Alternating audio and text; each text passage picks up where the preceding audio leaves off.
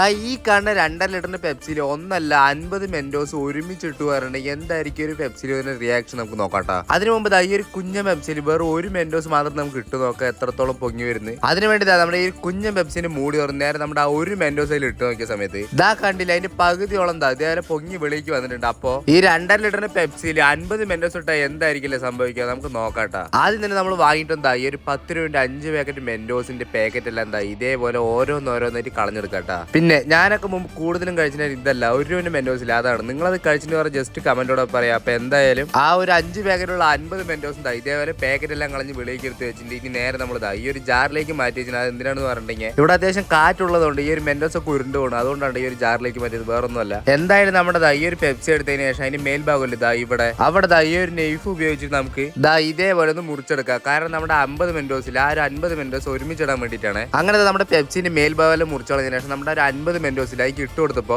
ഞാൻ വിചാരിച്ച പോലെ മേലിലേക്ക് പൊങ്ങി വരലായിരുന്നു. പകരം ഇതേപോലെ ഫുള്ളായിട്ട് തിളച്ച് മറിഞ്ഞ് ഒഴുകി പോകുന്നുണ്ടായിരുന്നു. എന്തായാലും ആ ഒരു 2.5 ലിറ്ററിന്റെ പെപ്സിയിൽ നമുക്ക് ബാക്കിയിട്ട് ഇത്ര മാത്രമാണ്. ഇതിന് 1/4 ഭാഗം ഒഴുകി പോയിട്ടായിരുന്നു തിളച്ച് മാറിയിട്ട്. അപ്പൊ ഈ ഒരു പെപ്സി വെച്ചിട്ടുള്ള കുഞ്ഞു പരീക്ഷ നിങ്ങൾക്ക് ഇഷ്ടപ്പെട്ടു പറഞ്ഞ വീഡിയോ ലൈക്ക് ചെയ്യാനും ചാനൽ സബ്സ്ക്രൈബ് ചെയ്യാനും നിങ്ങളുടെ അഭിപ്രായം കമന്റോട് പറയാൻ മറക്കല്ലേ.